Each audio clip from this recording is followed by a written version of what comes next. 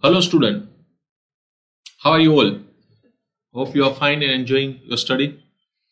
Now we have a question on amalgamation nature of merger. We have in the previous lectures we have gone through the questions in amalgamation nature of purchase. Now we have amalgamation nature of merger. If you see the students, we have been given the balance sheet of two company, that is A Limited and B Limited. Now if you see the last, we have been clearly given that you are required to prepare the balance sheet of AB assuming that amalgamation in nature of merger. See, when it is clearly given in the question, you don't have to check the condition. Then you are not required to check the condition. Now only difference in the case of merger is purchasing company incorporate asset as well as liability as well as the resource. And all asset liability acquired at book value. That two things you have to remember. Now balance sheet of the two company has been given. You need to find out how many reserves are there. So there are one, that's a revaluation reserve, then general reserve and allowance reserve, P&L. These three are the reserves available in the balance sheet, which we have to keep in mind. There are two share capital, one that is a equity share and one is a preference share, because PC consisting of payment to both equity shareholder and preference shareholders.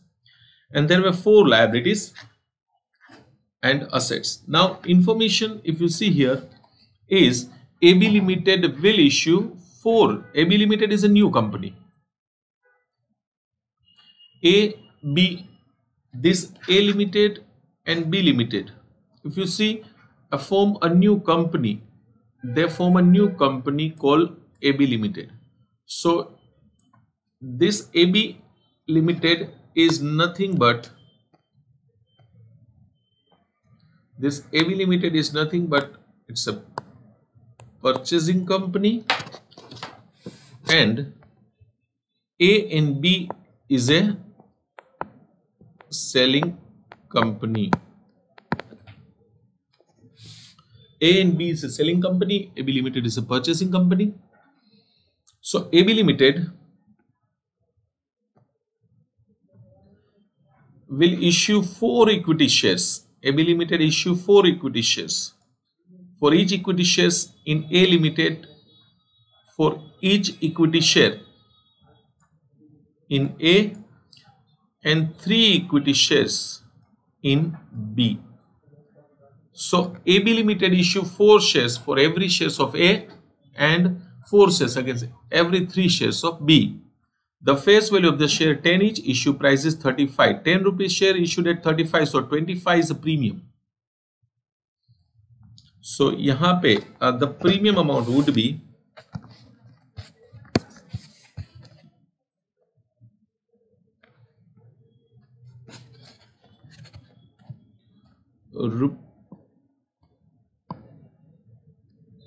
premium amount would be 25. Preference shareholder of both the company are issued equivalent number of 14% preference shares in AB Limited at 125. So same equivalent means same number of share. So old company's preference shareholder will issue the same amount of shares. तो यहाँ पे आप A में देखोगे तो कितने share होंगे? 3840 share and it's 2100 shares at 125. Debenture holder of both the companies are issued such number of 15% debenture. What is important is such number of 15% debenture 100 each, so as to maintain the same amount of interest. यानी debenture holders को जितना current company में interest मिल रहा है उतना ही interest उनको न्यू कंपनी में मिलना चाहिए. But rate of interest now would be 15%, whereas old company में रेट था 13%. तो हमें फाइंड आउट करना पड़ेगा डिबेंचर्स कितना इश्यू करेंगे तो 15% में भी उनको सेम इंटरेस्ट मिलेगा जो पहले मिलता था.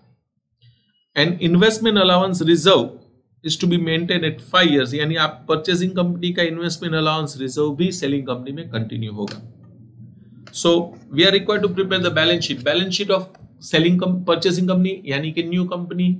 तो आपको बैलेंस शीट परचेसिंग कंपनी का कैलकुलेशन करना है तो हमें परचेसिंग कंपनी में दो चीजें कैलकुलेशन करनी होती है. एक तो पीसी कैलकुलेट करना है एंड दूसरा नॉर्मल केसेस में गुडविल कैपिटल रिजर्व, पर यहाँ पे हमें गुडविल कैपिटल रिजर्व नहीं है because is amalgamation of merger. तो कितना ज्यादा पेमेंट करें या कम, जिसको हम एडजस्ट करेंगे रिजर्व्स के सामने। सो सबसे पहले आपका कैलकुलेशन होगा पीसी।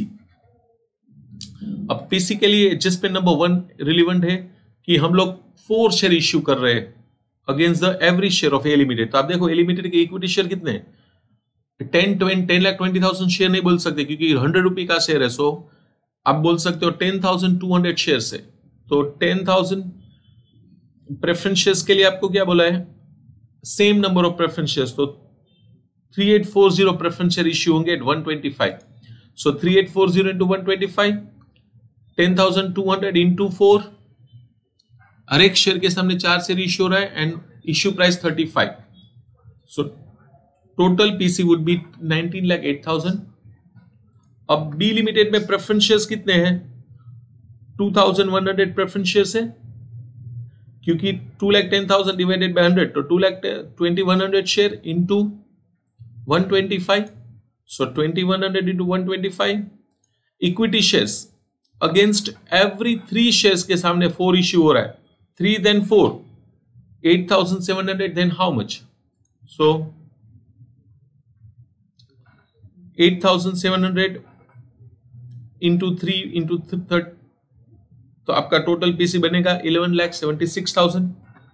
तो यहां पे against every share 4 share is been issued, यहां पे 3 equity share for each share has been issued. तो हर एक शेयर के सामने 3 शेयर इश्यू हो रहे हैं। तो आपका 8,700 into 3 into 35। So this is a total PC. अभी हमें फाइंड आउट करना है कि एक्सेस पेमेंट और अंडर पेमेंट, उसके लिए हमें कंपेयर करना होगा नेट असेट। तो नेट असेट अगर आप बैलेंस शीट में देखोगे, asset minus liability minus reserve, क्योंकि purchasing company amalgamation nature of merger का इंपॉर्टेंट कैरेक्टरिस्टिक क्या होता है कि purchasing company acquire all asset all liability eight book value also reserve. तो बैलेंस शीट में से अगर आप असेट एलिमिनेट करोगे, अगर आप लायबिलिटी एलिमिनेट करोगे, अगर आप रिजर्व्स एलिमिनेट करोगे तो बचेगा क्या, बचेगा आपका शेयर कैपिटल। तो यानी अमालगमेशन नेचर ऑफ मर्जर में net asset would always be equals to share capital, paid up share capital. So यहां पे ए लिमिटेड में बनेगा 1020 प्लस 384 और बी में 870 प्लस 210। तो हम लोग डिफरेंस फाइंड आउट करेंगे। परचेस कंसिडरेशन हमने ऑलरेडी कैलकुलेट किया हुआ है, शेयर कैपिटल इक्विटी प्रेफरेंस दोनों का टोटल है 1020 प्लस 384, 1020 प्लस 384, सो 14,04,000। 19 लाख के सामने आपका नेट असेट 14,4 है, उसके सामने आप 19 पे करो, एक्स्ट्रा पे हो रहा है 5,04,000 which is adjusted against the reserve.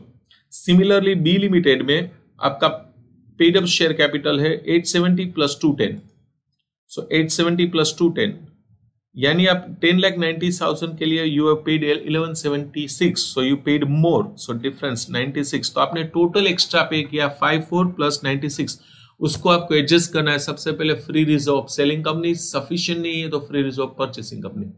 तो आप बैलेंस शीट में देखो फ्री रिजर्व कौन सा है, तो फ्री रिजर्व है जनरल रिजर्व एंड पीएल। तो हम लोग सबसे पहले उसको एडजस्ट करेंगे जनरल रिजर्व के सामने। तो आपका जनरल रिजर्व दोनों का टोटल 480 है, उसके सामने डिफरेंस 6 लाख है।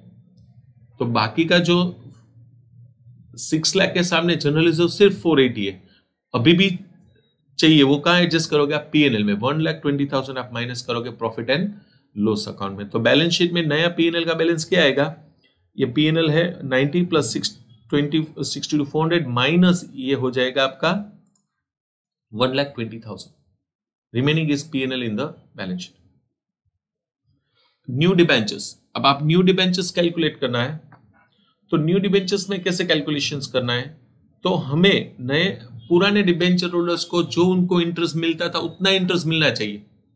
तो आप देखो ए लिमिटेड में डिबेंचर 60,000 थे, 13% इंटरेस्ट, यही अमाउंट न्यू कंपनी में भी कंटिन्यू होना चाहिए, बट रेट ऑफ इंटरेस्ट कितना होना चाहिए, 15%। कितना होना चाहिए, 15%। So interest of 8 old debenture 60,000 कैसे, तो ओल्ड डिबेंचर आपका कितना था, यहां पे 60,000 डिबेंचर था, उसका 13%, 16,000 का 13% होगा 7,800। तो न्यू कंपनी में भी 7,800 इंटरेस्ट मिलना चाहिए, बट न्यू कंपनी में रेट ऑफ इंटरेस्ट कितना है 15%। तो 15% से कैलकुलेट करेंगे 15 देन 100 7,800 देन हाउ मच। तो आपको 52,000 के डिबेंचर अगर इश्यू कर रहे हो आप, तो डिबेंचर होल्डर्स को ओल्ड में जितना इंटरेस्ट मिलता था उतना ही इंटरेस्ट मिलेगा, but at the rate of 15%। So new company will issue 52,000 rupees debenture. पहले होता था 60,000 के सामने 52,000 के डिबेंचर इश्यू करेंगे, 8,000 का बेनिफिट होगा जो हम P&L में क्रेडिट करेंगे। सिमिलरली बी कंपनी में इंटरेस्ट 4468 मिल रहा था, 15% में भी वो मिलना चाहिए। 15 देन 100 4468 देन हाउ मच, तो 29 120 के डिबेंचर इश्यू होंगे, तो 33 के सामने 29 के डिबेंचर इश्यू होंगे, तो यहां पे भी बेनिफिट होगा 4480। So 8,000 plus 4480 12,480 is credited to P&L। तो P&L में एक प्रीवियस जो एक्सेस पेमेंट था वो डेबिट होगा, ये क्रेडिट हो जाएगा। We get the revised. अभी रिवाइज बैलेंस शीट में we start with the liability side.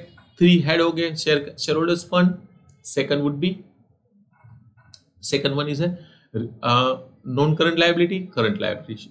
सबसे पहले शेयर होल्डर्स फंड, उसमें इक्विटी शेयर्स। तो हमने इक्विटी शेयर्स दोनों जो शेयर ए एंड बी को जो इश्यू किए उसका टोटल आप यहां पे देखोगे, तो हमने इक्विटी शेयर का टोटल है 10,200 प्लस 8,000 18,900 इक्विटी शेयर्स।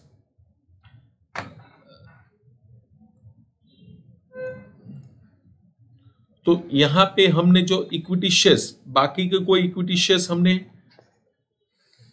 नहीं दिया हुआ है, तो इक्विटी शेयर्स का टोटल क्या बनेगा, तो टोटल आपका इक्विटी शेयर्स 10,200 प्लस 8,700।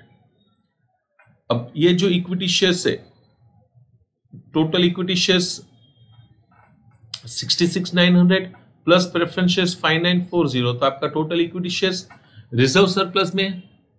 तो रिजर्व सरप्लस में देखो कौन कौन से रिजर्व थे, रिवोल्यूशन रिजर्व है, अलाउंस ये तो 2 लिखना है, जनरल रिजर्व पूरा यूज हो चुका है। P&L का रिवाइज बैलेंस लिखेंगे, तो सिक्योरिटीज प्रीमियम नए शेयर इश्यू है इसका security premium, then revolution reserve, investment allowance reserve, general reserve, P&L दोनों का टोटल, जिसमें से 120 माइनस किया एंड 12,480 क्रेडिट हुआ। सो ये आ जाएगा आपका रिजर्व्स। नए डिबेंचर हमने इश्यू किए हुए हैं, डिबेंचर्स 81, पब्लिक डिपॉजिट में कोई चेंज नहीं, as it is 30,000 and as asset liability are taken on book value. तो असेट लायबिलिटी का सीधा सिंपली दोनों का टोटल करना है। सो ये हो गया आपका liability side. Asset side balance sheet में आप देखोगे बिल्डिंग, मशीनरी, सारे असेट्स को टोटल करके लिखना है, कोई एडजस्टमेंट नहीं है। एक कैश बैंक को चेक करना पड़ेगा। तो फिक्स असेट में, टेंजिबल में land, building, plant, machinery total हो गया। देन इंटेंजिबल में नॉन करंट इन्वेस्टमेंट है 150, स्टॉक दोनों का टोटल। मर्जर का एक सबसे important characteristic asset liability acquired book value. So दोनों की बैलेंस शीट का आपको टोटल सिर्फ यहाँ पे लेना है, स्टॉक का टोटल, ट्रेड रिसीवेबल का, bills receivable and cash bank. You will have the total and then you have a balance sheet. So this is all about the balance sheet. Simply दोनों asset liability का total. हाँ, change कहाँ पे आएगा? Change आएगा आपका shares का total करना है कंपनी के ने, इक्विटी शेयर, प्रेफरेंसेस का, रिजर्व्स में सारे रिजर्व्स सेलिंग कंपनी के अक्वायर करने हैं। शेयर जो प्रीमियम पे इश्यू हो, प्रीमियम आ जाएगा। सारे रिजर्व्स को लेना है जो प्रीवियस केसेस में नहीं थे, एंड एसेट लायबिलिटी का total, that is your balance sheet. So this is we have solved by following the amalgamation nature of merger. Thank you very much.